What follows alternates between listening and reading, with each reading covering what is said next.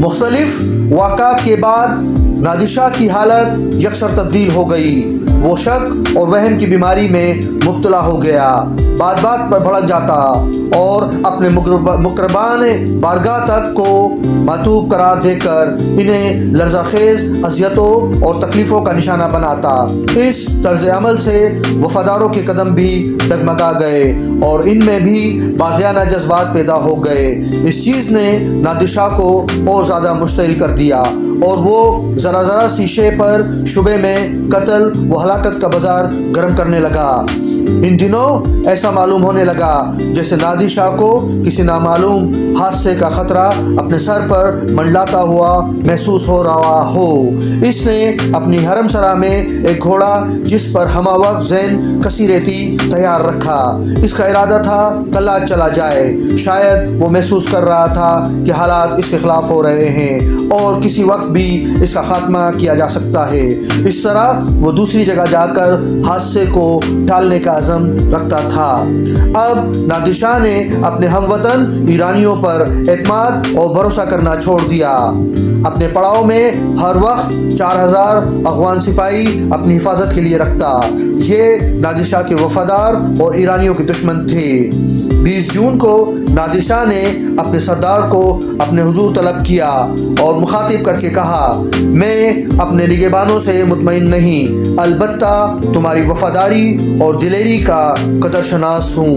حکم دیتا ہوں کہ صبح ہی صبح وہ سالار جو میرے وفادار نہیں، ان کے حمایتیوں کو گرفتار کر کے زندان کی سلاخوں کے پیچھے دھکیل دو۔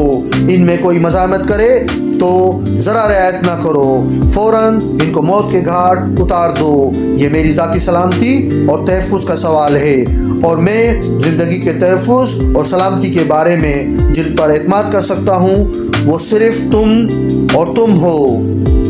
یہ الفاظ نادر شاہ نے جس شخص سے کہے وہ احمد شاہ ابدالی تھا۔ صاف ظاہر تھا کہ نادر شاہ ایرانی افسروں کے قتل عام کے در پہ تھا۔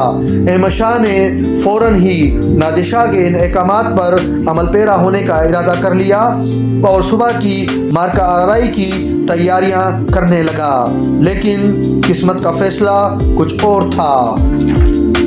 آدھی رات کے سناٹے میں 70 سرداران حکومت محمد قلی خان، صالح خان قاجار اور موسیٰ بیگ افشار کی کمانداری میں نادر شاہ کے خیمے کی طرف آہستہ آہستہ بڑھے۔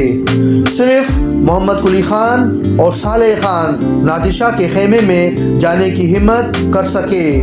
صالح نے سب سے پہلے نادر شاہ پر تلوار کا وار کیا اور اس کے دونوں ہاتھ قطع کر دیے۔ محمد قلی نے ایک مہلک وار کر کے اس کی گردن اڑا دی۔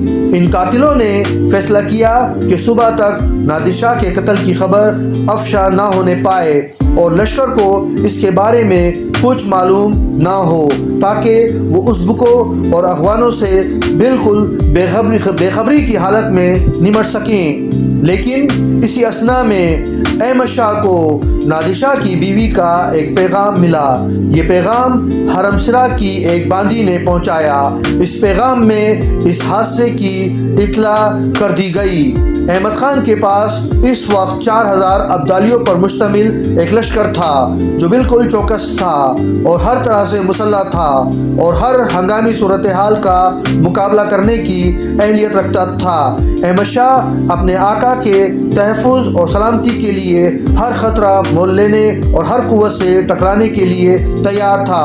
پہل تو احمد خان کو یقین ہی نہ آیا کہ واقعی نادر شاہ قتل کر دیا گیا ہے، لیکن پھر بھی تیار رہا۔ صبح ہوئی تو ابدالی لشکر ریلا کر کے نادر شاہ کے خیمے میں گئے تاکہ اس کی لاش دیکھ سکیں اور اگر ہو سکے تو اس کے بے رحمانہ اور صفاقانہ قتل کا انتقام بھی لیں۔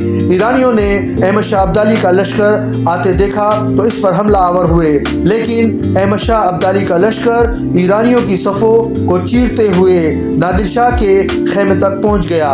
وہ نادر شاہ کے خیمے میں داخل ہوا، نادر شاہ کی انگلی سے شاہی انگشتری اتار لی، نیز کوہ نور، ہیرا، जो इस वक्त नादिर के कब्ज़े में था वो भी ले लिया।